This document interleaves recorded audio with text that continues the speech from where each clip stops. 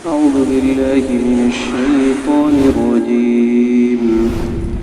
بسم الله الرحمن الرحيم. يا أيها الذين آمنوا قوا أنفسكم وأهليكم نارا وقودها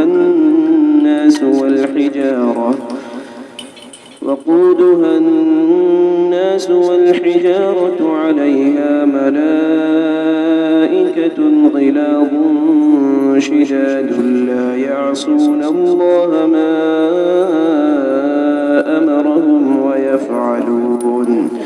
ويفعلون ما يؤمرون.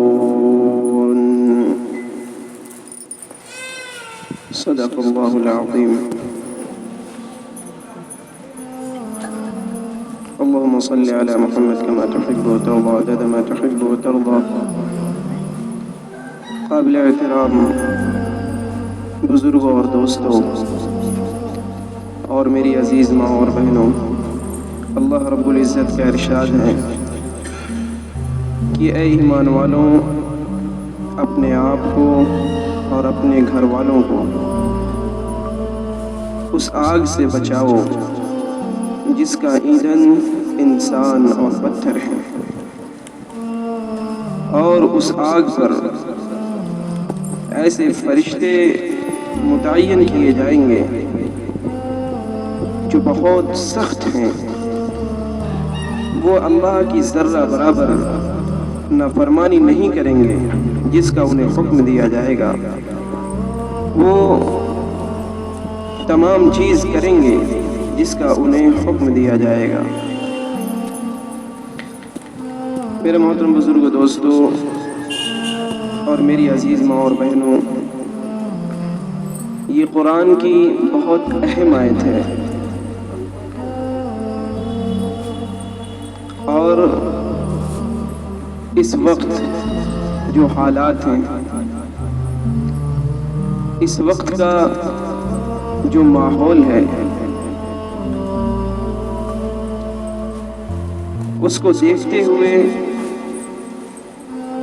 یہ آیت ہمیں ضرورت سے زیادہ ذمہ داری کا احساس دلاتی ہے، ضرورت سے زیادہ،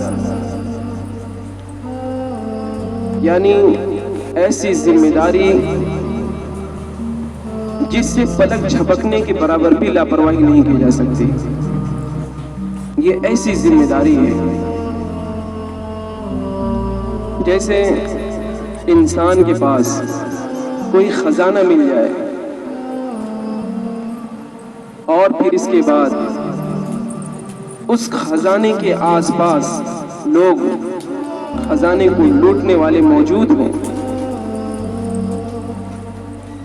جو کسی بھی دم اور کسی بھی پل اس خزانے کو لوٹ لیں، تو اس وقت جو خزانے کا مالک ہوتا ہے وہ ضرورت سے زیادہ چوکنا ہو جاتا ہے،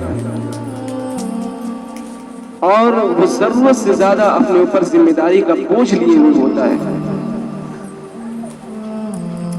کہ کہیں یہ میرا خزانہ لٹ نہ جائے، جو میرے آس پاس لٹیرے موجود ہیں، جو گھات لگائے ہوئے بیٹھے ہیں، کہیں میری ذرہ برابر کی لاپرواہی سے یہ خزانہ لوٹ نہ لے جائے۔ تو ٹھیک اسی طرح سے میری عزیز ماں اور بہنوں اور میرے محترم بزرگوں دوستوں، ہمارا جو اصل خزانہ ہے وہ ایمان کا خزانہ ہے، وہ دین کا خزانہ ہے، وہ ہماری شریعت ہے۔ کوئی انسان اس کا بھاؤ نہیں لگا سکتا دنیا میں، جس کا کوئی بدل نہیں ہے، اس خزانے کو آج لوٹنے کی کوشش کی جا رہی ہے، اس خزانے پر ڈاکہ ڈالنے کی کوشش کی جا رہی ہے۔ چاروں طرف دشمن اس خزانے کے آس پاس پھیل گئے ہیں، گھیرے میں لیے ہوئے ہیں، کس طرح سے ان کا ایمان اچک لیا جائے، جو ان کا بہترین سرمایہ ہے، جو ان کی بہترین دولت ہے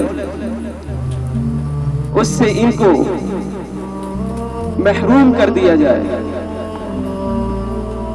ان سے چھین لیا جائے، اس کی آج کوشش ہو رہی ہے۔ وہ خزانہ ہمارے پاس ہے، وہ خزانہ ایمان کی دولت ہمارے پاس ہے اور ہمارے بال بچوں کے پاس ہے، ہماری ماں اور بہنوں کے پاس ہے، ہماری بیٹیوں کے پاس ہے۔ تو آپ اس تعلق سے بے فکر نہ رہیے کہ صرف میرا خزانہ بچ جائے، یعنی میرا ایمان بچ جائے تو سمجھو بہت اچھا سودا ہے، بہت بڑا کام کر لیا۔ نہیں، آپ کے خزانہ یعنی آپ کا جو خزانہ ہے، یعنی آپ کی جو دولت ایمان ہے، اس کے ساتھ ساتھ آج دشمن آپ کے گھر والوں کی طرف بھی نگاہ جمائے ہوئے ہیں۔ میری بات کو سمجھنے کی کوشش کریے کہ بہت بڑا مطالبہ ہے اور یہ بہت بڑی ذمہ داری ہے جس سے ہم اور آپ اتنی ہی زیادہ غافل ہیں، اتنی ہی زیادہ غافل ہیں۔ ماحول جب سازگار ہو، جب دینی ماحول ہو، اس وقت بھی یہ مطالبہ کیا جا رہا ہے کہ بچاؤ اپنے آپ کو اور اپنے اہل و عیال کو جہنم کی آگ سے۔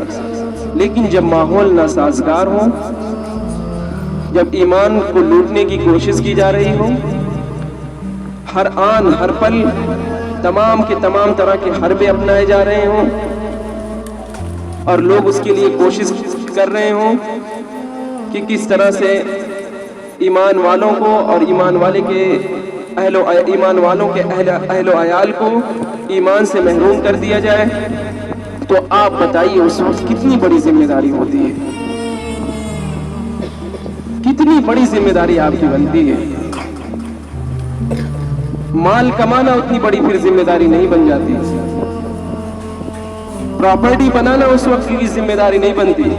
اس وقت کی جو آپ کی اصل پراپرٹی ہے، ایمان کی پراپرٹی اور اسلام کی جو پراپرٹی ہے، اس کو آپ بچائیے۔ میں آپ سے کیا بتاؤں، ایسے ایسے واقعات سننے کو ملتے ہیں کہ کلیجہ چھلنی ہو جاتا ہے، لیکن ہم اور آپ اتنے ہی زیادہ غافل ہیں۔ وائے ناکامی متائے کارواں جاتا رہا، کارواں کے دل سے احساس زیاں جاتا رہا۔ کارواں کا کارواں لٹ رہا ہے، ہمارا ایمان لٹ رہا ہے۔ بچیاں اپنے ایمان کا سودا کر رہی ہیں، بہنیں اپنے ایمان کا سودا کر رہی ہیں، بچے اپنے ایمان کا سودا کر رہے ہیں، لیکن جو کارواں کا مالک ہے وہ خواب خرگوش میں سو رہا ہے۔ لٹنے دو، لٹ رہا ہے تو لٹنے دو۔ بچیاں اپنے ایمان کا سودا کر رہی تو کرنے دو، بہنیں اپنے ایمان کا سودا کر رہی کرنے دو، غیروں کے ساتھ جا رہی جانے دو۔ آج میں کھلے عام کہہ رہا ہوں، کسی اشارے اور کنایے کا لفظ استعمال نہیں کروں گا۔ یہ ہو رہا ہے، آپ کے سامنے ہو رہا ہے۔ آپ ذرا آنکھ تو کھولیے، آنکھ کھولیے میری عزیز ماں اور بہنوں، خواب غفلت سے نکلیے، خواہشات کی زندگی چھوڑیے۔ دیکھیے آپ کے گھر میں ڈاکہ پڑ رہا ہے۔ مال کا ڈاکہ اتنا خطرناک نہیں ہے جتنا خطرناک ایمان کا ڈاکہ ہے۔ پورا گھر کا گھر تباہ ہو جائے گا، نہ دنیا ملے گی نہ آخرت ملے گی۔ کتنے لاکھ بچیاں اسلام کو چھوڑ کر کسی اور کے دامن میں چلے گئے، چھوڑ دیا اسلام کو، کوئی اور مذہب اپنا لیا۔ اس کا ذمہ دار کون ہے آپ بتائیے، دل پہ ہاتھ رکھ کے بتائیے، کس کی غفلت سے یہ ہوا، کس کی نادانی سے ہوا؟ اس کے ذمہ دار صرف ہیں تو صرف اور صرف ماں باپ ہیں۔ انہوں نے اپنے بچوں کی تربیت صحیح نہیں کی، ان کو اسلام نہیں سکھایا، ان کو ایمان کی اہمیت نہیں سکھائی، ان کو نہیں بتایا کہ میری بیٹی اسلام سے بڑھ کر عظیم چیز کوئی نہیں ہو سکتی، ایمان سے بڑھ کر کوئی اور دولت نہیں ہو سکتی، اللہ سے تعلق سے بڑھ کر کوئی دولت نہیں ہو سکتی۔ میری بیٹی اس سے سودا نہ کرنا کبھی۔ اس کا سودا نہ کرنا کبھی. جان چلی جائے تو گوارا کر لینا, مال چلا جائے گوارا کر لینا, لیکن ایمان ہاتھ سے چلا جائے اس کو برداشت نہ کرنا.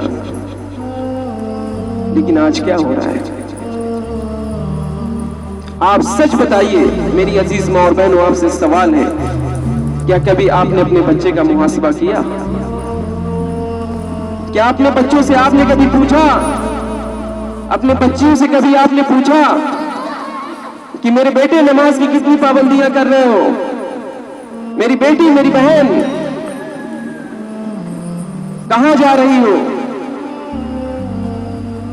کتنا تمہارے اندر ایمان جاگ رہا ہے, تمہارے اندر کتنی حمیت اور غیرت آ رہی اسلام کے تعلق سے؟ کبھی اس کے بارے میں سوچا آپ نے؟ بچہ میرا کلیکٹر ہو جائے, بچہ میرا بہت بڑا ڈاکٹر ہو جائے, بچہ میرا پراپرٹی ڈیلر ہو جائے, اس کی تو آپ کو فکر ہے. بچی میری جو ہے آسمان پہ اڑنے لگے, اس کی تو فکر ہے آپ کو. لیکن کبھی آپ نے اس کی فکر کی کہ وہ کیسے عادات اور کیسا کردار سیکھ رہا ہے, اسلام کے تعلق سے وہ کتنا وفادار ہے, شریعت مطہرہ کے تعلق سے وہ کتنا وفادار ہے, اس کے اندر کتنی حمیت ہے؟ کیا کبھی اس کے بارے میں آپ نے سوچا؟ نہیں سوچا, نہیں سوچا. میرے محترم بزرگ دوستوں, میری عزیز ماں اور بہنوں, اسی وجہ سے یہ حالات بن گئے ہیں کہ چاروں طرف سوکھا پڑا ہوا ہے. کوئی ایسا مرد مجاہد نہیں ہے جو ایمان کا جذبہ لوگوں کے اندر پیدا کر دے. جس طرح سے پہلے کے لوگ ہوا کرتے تھے, اولئک آبائی فجئنی بمثلہم, کہ جس طرح سے ہمارے اسلاف ہوا کرتے تھے, آج ویسے لوگ کیوں نہیں مل رہے ہیں؟ آج بچے کیوں بد کردار ہو رہے ہیں؟ بچیاں کیوں بے دین ہو رہی ہیں؟ کیوں خدا کے باغی ہو رہے ہیں؟ کیوں مذہب چھوڑ رہے ہیں؟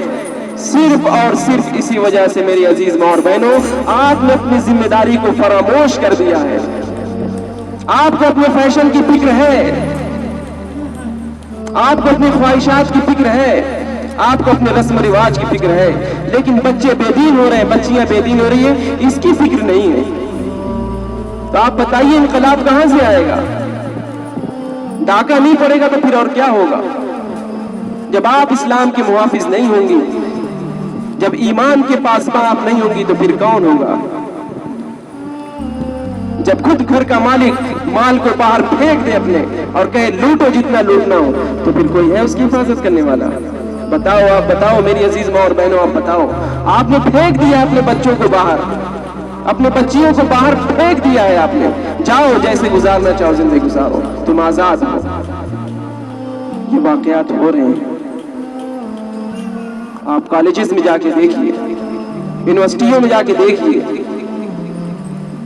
ان دین کے نام لیوا مسلمان کہلانے والوں نے اس طرح سے رسوا کیا ہے اپنے آپ کو اور دین کو کہ کلیجہ کانپ جاتا ہے. انہیں ذرہ برابر پرواہ نہیں کہ دین لٹ رہا, ایمان لٹ رہا, اسلام لٹ رہا, کوئی پرواہ نہیں. جاؤ. تو آپ بتائیں میری عزیز ماں اور بہنوں, اس وقت کتنی بڑی ذمہ داری ہے, کتنی بڑی ذمہ داری ہے کہ آپ اپنے بچوں کی فکر کریے, ان کی تربیت کریے, ان کا دینی حال چال لیجیے کہ وہ کس حال میں زندگی گزار رہے ہیں. بچہ پریشان ہو جاتا ہے, بخار میں ہوتا ہے, تو آپ کتنا تڑپ جاتے ہیں, پریشان ہو جاتے ہیں, میرا بچہ بیمار ہے. لیکن وہ ذہنی بیمار ہو رہا ہے, اس کا دل بیمار ہو رہا ہے, اس کا ایمان دن بدن کمزور ہوتا جا رہا ہے, بچیاں دن بدن دین سے دور ہوتی جا رہی ہیں. اس کی آپ کو فکر نہیں ہے, اس کی فکر آپ کو نہیں ہے. تو میں سچ بتا رہا ہوں, اللہ کے سامنے جب ہم اور آپ کھڑے کیے جائیں گے تو کوئی بھی جواب نہ دے نہیں پائیں گے, ہم کوئی بھی جواب نہیں دے پائیں گے. ہم اس وقت ہماری پکڑ ہوگی. اس لیے بہت بڑی ذمہ داری ہے. ہمارے اسلاف نے, ہمارے بزرگوں نے اپنا جان مال وقت کھپا کر اپنے بچوں کی بہترین تربیت کی تھی, اپنے بچوں کی تربیت کی تھی. انہوں نے بھوکا برداشت کر لیا, وہ فقر و فاقہ میں رہے, محتاج رہے, پریشانیاں برداشت کی, لیکن اپنے بچے کو کبھی حرام لقمہ نہیں کھلایا. اس کی تربیت کے تعلق سے کبھی غافل نہیں رہے.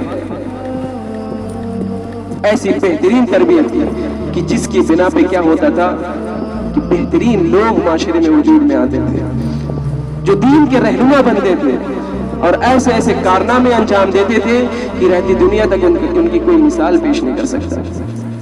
میں آپ کو واقعات بتاتا ہوں تاکہ آپ کے اندر مضبوطی پیدا ہو، بصیرت پیدا ہو، آپ کو اپنی ذمہ داری کا احساس ہو. آپ نے نام سنا ہوگا امام بخاری رحمۃ اللہ علیہ کا. امیر المؤمنین فی الحدیث ان کا لقب ہے. امیر المؤمنین فی الحدیث، وہ حدیث میں امیر المؤمنین ہے. کوئی بھی عالم بغیر ان کی کتاب پڑھے عالم نہیں بن سکتا. سب سے مضبوط حدیث کی جو کتاب ہے وہ امام بخاری رحمۃ اللہ علیہ کی. وہ بچپن میں نابینا تھے. بچپن میں کیا تھے؟ نابینا تھے. روشنی چلی گئی. ان کی ماں کو فکر ہوئی کہ میرا بچہ نابینا ہو گیا، میرا اکلوتا اولاد، میں کیا کروں؟ اللہ سے دعا مانگنا شروع کیا. اتنا دعا مانگا، اس طرح سے اللہ سے آہوزاری کی. حضرت ابراہیم علیہ السلام ان کے خواب میں آئے اور بشارت دی کہ جاؤ، اللہ نے تمہارے بیٹوں کو روشنی دے دی. اس کے بعد صبح میں آنکھ کھولا، امام بخاری رحمۃ اللہ علیہ کو روشنی مل چکی تھی. وہ امام بخاری جس کو لاکھوں لاکھ حدیثیں یاد تھی. آپ غور کریں، اس نے چاند کی روشنی میں کتاب لکھی، کوئی روشنی کا سہارا نہیں لیا. ایسی اللہ نے روشنی دی کہ 14ویں رات کی روشنی میں انہوں نے 2 بڑی کتابیں لکھی جس کو آج کے علماء پڑھتے ہیں. کیوں ہوا یہ؟ کیسے ہوا یہ؟ آپ بتائیے.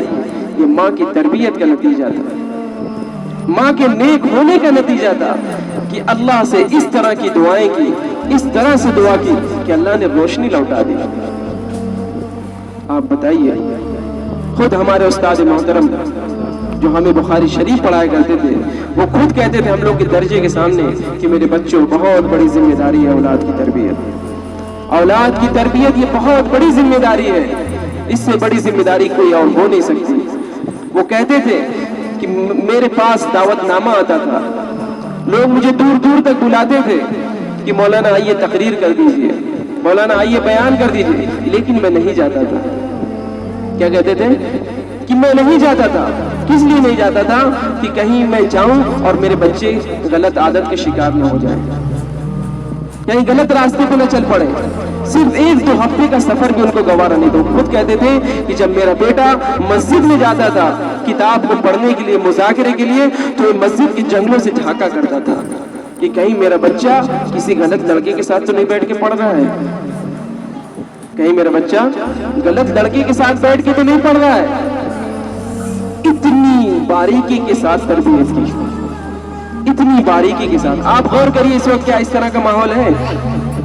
لڑکا کہاں جا رہا ہے کچھ معلوم ہی نہیں، لڑکا موبائل میں کیا دیکھ رہا ہے کچھ معلوم نہیں، بچی ہمارا موبائل میں کیا کر رہی ہے اپنے موبائل میں کچھ نہیں معلوم، کس سے بات کر رہی ہے، کن کن غلط عادات میں مبتلا ہے، کوئی پرواہ نہیں. نہ باپ کو پرواہ نہ ماں کو پرواہ.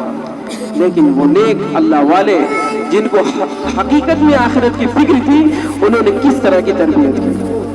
وہ کہتے تھے کہ میں مسجد کے جنگلوں سے جھانکتا تھا، حالانکہ مسجد میں جا رہا بچہ پڑھنے کے لیے جا رہا ہے، لیکن اس کے باوجود بھی وہ جھانکتے تھے کہ کہیں کسی غلط لڑکے کے ساتھ بیٹھ کر غلط عادت تو نہیں سیکھ رہا. تو جب انہوں نے بہترین تربیت کر دی تو آج وہی بچے دینی فریضہ انجام دے رہے ہیں، لوگوں کی رہنمائی کا سامان بن رہے ہیں، لوگوں کو سیدھا راستہ بتا رہے ہیں. تو انہوں نے کہا چند سال بچوں میں نے محنت کی اپنے بیٹوں کے پیچھے، سب کچھ برداشت کیا. میں باہر جاتا تو لوگ میرے لیے میرا استقبال کرتے، میرا اکرام و اعزاز ہوتا، میرے لیے بہت ساری آسانیاں ہوتی، لیکن میں نے ان تمام چیزوں کو قربان کیا. کس لیے؟ اپنے بچوں کی تربیت کے لیے، اپنی اولاد کی تربیت کے لیے، تاکہ میرے بچے صحیح طریقہ سیکھیں، تاکہ میرے بچے صحیح عادات و اطوار سیکھیں، جس کی وجہ سے یہ میں نے برداشت کیا. تو آج دیکھیے وہ لوگ بڑے بڑے محدث ہیں اور تفسیر کے لکھنے والے ہیں. شیخ زکریا رحمۃ اللہ علیہ جو آپ فضائل اعمال پڑھتی ہیں اپنے گھروں میں، اور ہم لوگ جو فضائل اعمال پڑھتے ہیں، ان کے والد نے ایسی بہترین تربیت کی تھی، اس طرح کی تربیت کی تھی کہ وہ بچپن میں، وہ خود حضرت شیخ نے اپنی آپ بیتی لکھی ہے، اس میں انہوں نے فرمایا کہ میرے والد نماز میں، یعنی جب میں صف میں کھڑا ہوتا تھا تو کسی ایسے آدمی کے بغل میں کھڑا ہونا پسند بھی نہیں کرتے تھے کہ جس کی عادت غلط ہو، اور کہتے تھے کہ تمہیں ایک وقت میں، 2 وقتوں میں ایک آدمی کے بغل میں نماز نہیں پڑھنا ہے۔ ابھی میں آپ کو بات سمجھا رہا ہوں کیوں۔ وہ یہ اتنی باریکی سے تربیت کرتے تھے، وہ یہ کہتے تھے کہیں ایسا تو نہیں کسی ایک کے بغل میں نماز پڑھ رہا ہو بار بار اور اس سے دوستی ہو جائے اور پھر یہ غلط طریقہ نہ سیکھنے لگے، یعنی اتنی باریکی سے تربیت کی۔ شیخ زکریا رحمۃ اللہ علیہ نے خود لکھا ہے، خود اپنی کتاب میں لکھا ہے کہ میں جب ایک وقت میں کسی لڑکے کے بغل میں نماز پڑھتا تھا، خدا نخواستہ پھر وہی لڑکا میرے بغل میں نماز پڑھتا تھا، تو میں ڈر کے مارے نیت توڑ دیتا تھا کہیں میرے والد صاحب مجھے دیکھ نہ لے اور مجھے مارنے لگے۔ ایسی بہترین تربیت۔ انہوں نے کہا کہ میں بھول ہی گیا تھا کہ نیا کپڑا کیسا ہوتا ہے پہننا، نیا کپڑا کس چیز کو کہتے ہیں میں جانتا ہی نہیں تھا۔ انہوں نے خود کہا کہ ایک مرتبہ میری والدہ بہت زیادہ بیمار ہوئی، میری والدہ بہت، میں مدرسے میں تھا، میری والدہ گھر پہ تھی، بہت زیادہ بیمار ہوئی، یعنی ایسا وقت آیا کہ اب یہ دنیا میں نہیں رہ پائیں گی، چلی یعنی انتقال ہو جائے گا۔ تو والد صاحب نے کہا جاؤ اپنے والدہ سے مل کے آؤ۔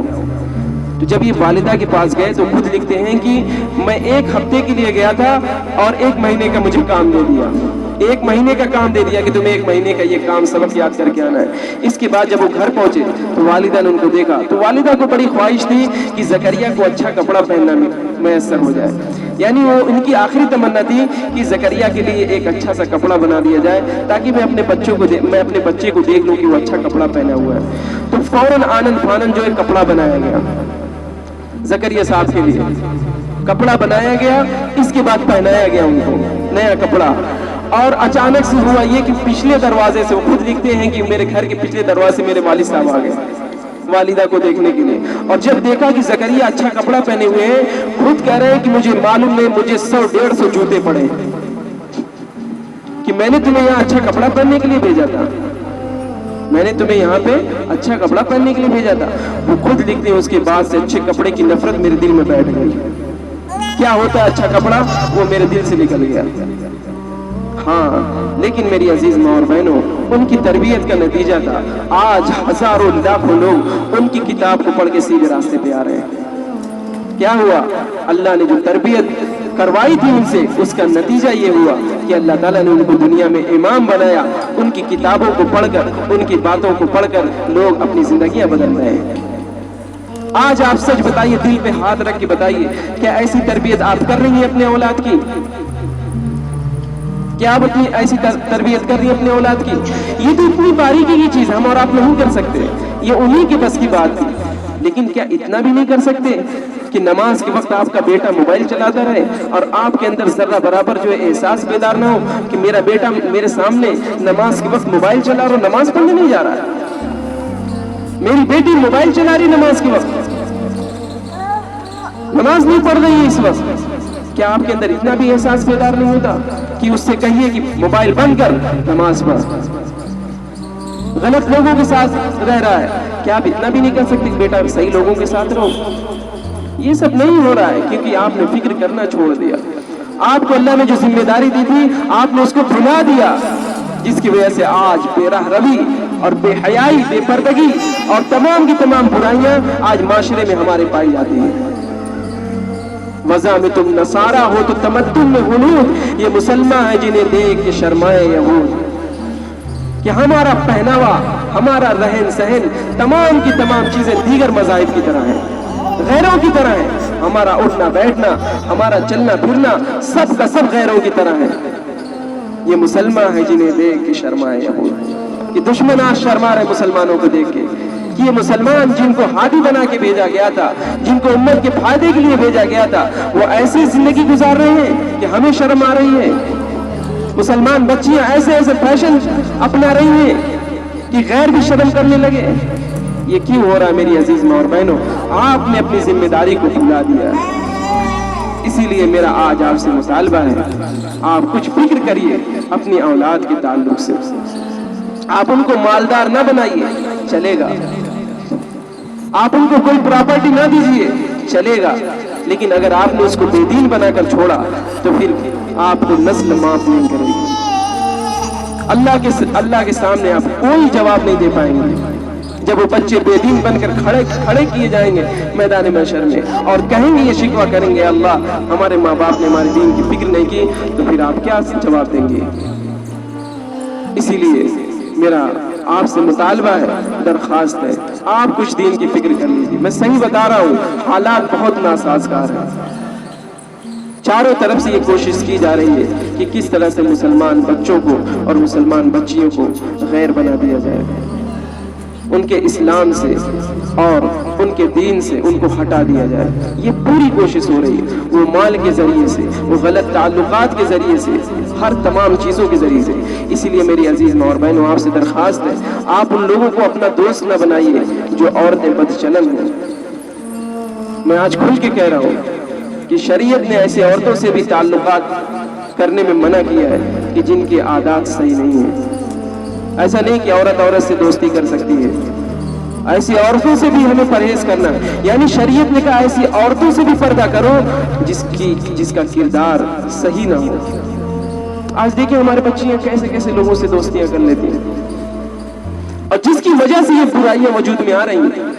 اسی لیے میں آپ سے درخواست کر رہا ہوں کہ آپ ایسی عورتوں سے بھی پردہ کریے جن کی عادات صحیح نہیں ہیں، جن کے کردار صحیح نہیں ہیں، جو غیر ہیں، ان سے آپ بچیے، ان سے پردہ کریے، کہیں وہ بھی نہ سازش کا حصہ ہو ہمیں دوسری طرف مائل کرنے میں۔ میں آپ کھلے طور پہ میں آپ سے کہہ رہا ہوں، اور آپ نوجوانوں سے بھی کہہ رہا ہوں کہ اچھے لوگوں کو دوست بنائیے تاکہ آپ اچھے بنیے، دینی حمیت آپ کے اندر ہو، آپ کے اندر بیداری ہو۔ میری بات سمجھ میں آ رہی ہے؟ میں آج آپ سے آخری بات کہتا ہوں کہ حضرت یعقوب علیہ السلام نبی ہیں، ان کے والد حضرت ابراہیم اسحاق علیہ السلام وہ بھی نبی ہیں، اس کے بعد ان کے والد حضرت ابراہیم علیہ السلام وہ بھی نبی ہیں، یعنی باپ بھی نبی، پھر اس کے بعد خود نبی، باپ بھی نبی، دادا بھی نبی، تین کی تین پشت نبی ہیں۔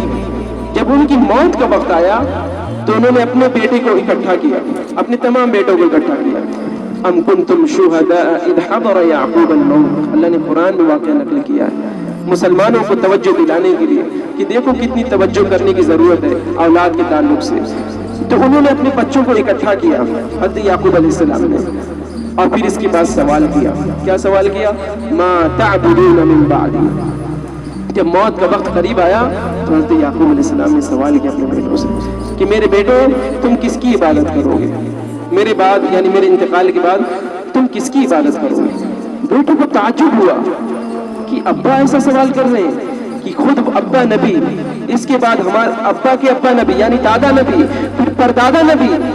آپ بتائیے وہ خاندان کتنا مبارک خاندان رہا ہوگا جس کے گھر میں تین نبی ہوئے ہوئے، کتنا برگزیدہ خاندان رہا ہوگا وہ۔ اس کے باوجود بھی ایک باپ اپنے بیٹوں سے پوچھ رہا ہے ما تعبدون من بعدی، کہ میرے بیٹو میرے جانے کے بعد، میرے انتقال کے بعد تم کس کی پرستش کرو گے، کس کے راستے پہ چلو گے، کس کے نقش قدم پہ چلو گے، کس کو اپنا خدا مانو گے، کس کو اپنی شریعت مانو گے؟ میرے بیٹو مجھے بتاؤ۔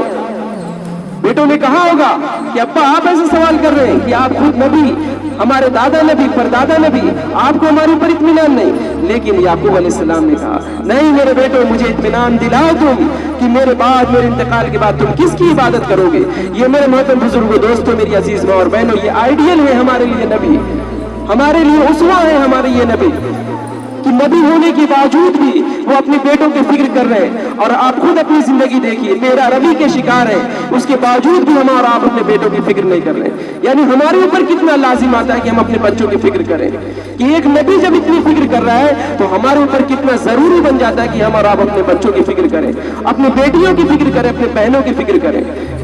इसके बाद उन्होंने कहा क़ालू नअबुदु इलाहका व इलाहा आबाइका इब्राहीम व इस्माईल व इसहाक़ इलाहन वाहिदा व नहनु लहू मुस्लिमून, कि हम आपके और आपके दादा, आपके परदादा इस्माईल, इसहाक़ अलैहिस्सलाम के रब यानी अल्लाह की इबादत करेंगे और हम उसी के लिए अपनी सरसम की बाजी लगा देंगे, सब कुछ मिटा देंगे। वनहनु लहू मुस्लिमून, मुस्लिमून कहते हैं इसी को, मुसलमान कहते हैं इसी को कि वो अपने लिए ना जिए, अल्लाह अल्लाह के रसूल के लिए जिए, कि सब कुछ कुर्बान कर देंगे हम दीन के लिए। तो ये जब इत्मीनान दिलाया, फिर जा कहते याकूब अलैहिस्सलाम के दिल में इत्मीनान पैदा हुआ कि मेरे बेटे इसी दीन पर महफूज रहेंगे। क्या आपने कभी इस तरह से पूछा अपने बच्चियों से, अपनी बेटियों से? क्या आपने इस तरह से पूछा कभी अपने बेटों से पूछा कभी कि बेटा मेरे जाने के बाद तुम किसकी इबादत करोगे, किसके नक्शे कदम पे चलोगे? नहीं, मेरा बेटा मालदार हो जाए इसकी फिक्र है, मेरे जीते जी बहुत बड़ी बिल्डिंग बना ली इसकी फिक्र है, लेकिन इसकी फिक्र नहीं कि मेरा बेटा क्या करेगा। मैं आखिरी वाकया बता के ये अपनी बात खत्म करता हूँ। हज़रत उमर बिन अब्दुल अजीज रहमतुल्लाह अलैह का इंतकाल होने लगा, उनको जहर दे दिया गया। बड़े अल्लाह वाले थे, अल्लाह ने उनको खिलाफत दी थी, आधी दुनिया से ज्यादा पर हुकूमत थी, लेकिन अल्लाह ने हज़रत उमर रज़ी अल्लाह तआला अन्हु की तरह उनसे भी काम लिया, इसीलिए उन्हें उमर सानी कहा जाता है, यानी दूसरे उमर। तो जब उनका इंतकाल होने लगा, उनको जहर दे दिया गया, तो लोग आए और उनसे पूछा कि अरे कुछ अपने बेटों के लिए छोड़कर जा रहे हैं कि नहीं? कुछ भी नहीं दिया अपने बेटों को, यानी खिलाफत से, बादशाह से कुछ भी नहीं दिया, कि वो कहते थे ये खिलाफत अल्लाह की अमानत है, मैं अपने बेटों को इसमें से कुछ नहीं दूंगा, ये आवाम की चीज है, आवाम के पास रहेगी, मैं अपने बेटे को कुछ भी नहीं दूंगा। तो लोगों ने पूछा कि बताइए आप क्या देकर जा रहे हैं, आपकी तो मौत होने वाली है, आप चंद ही देर में चले जाएंगे दुनिया से, लेकिन बेटों के लिए क्या छोड़कर जा रहे हैं? तो उन्होंने एक जुमला कहा, वो क्या कहा?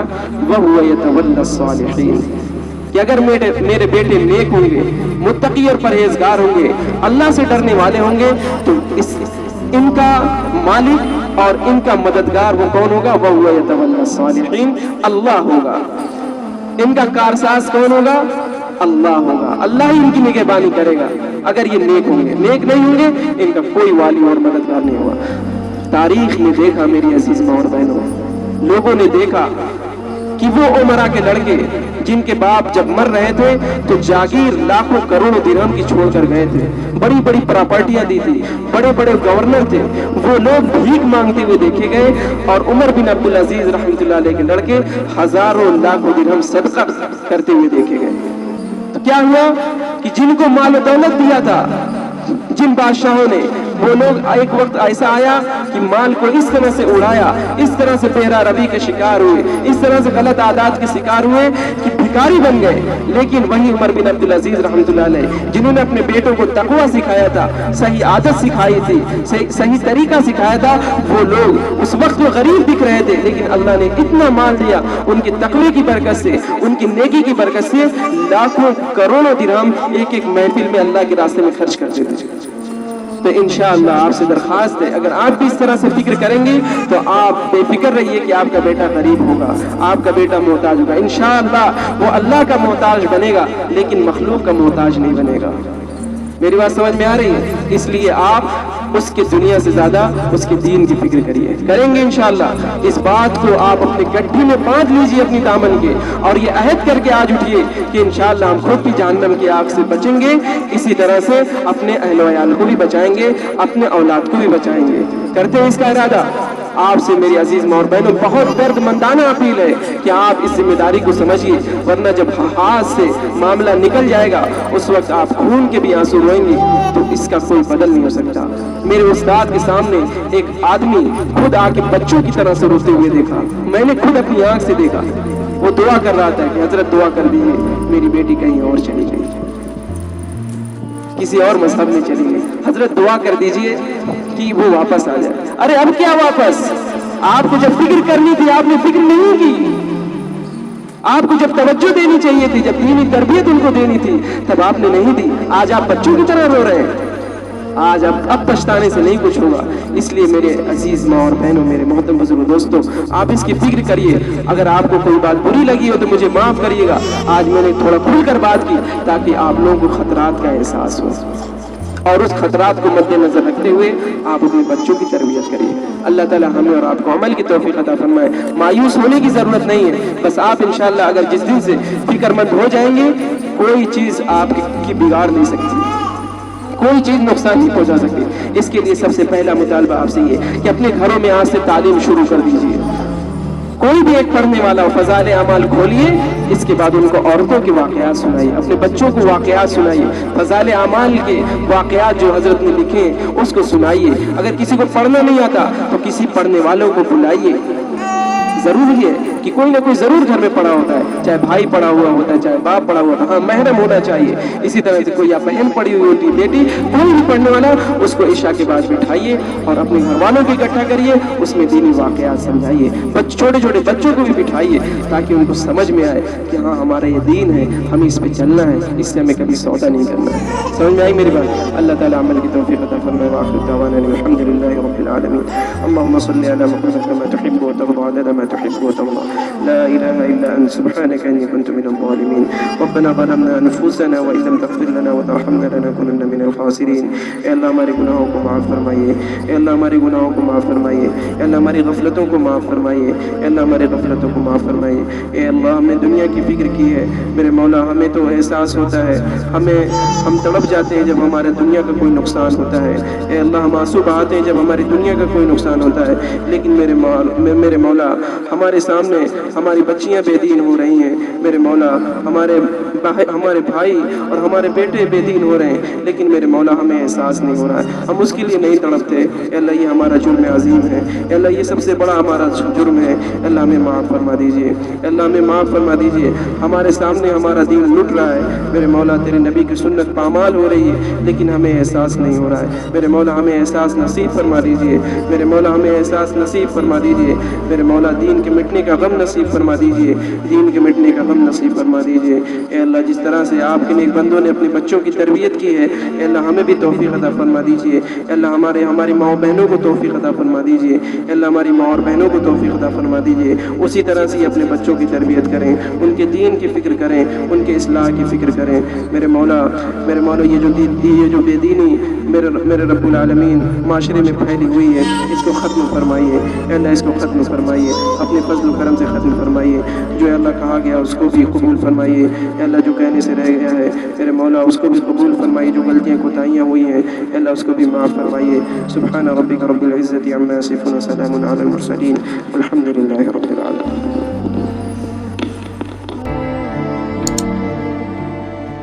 Subscribe now and press the bell icon. Never miss an update.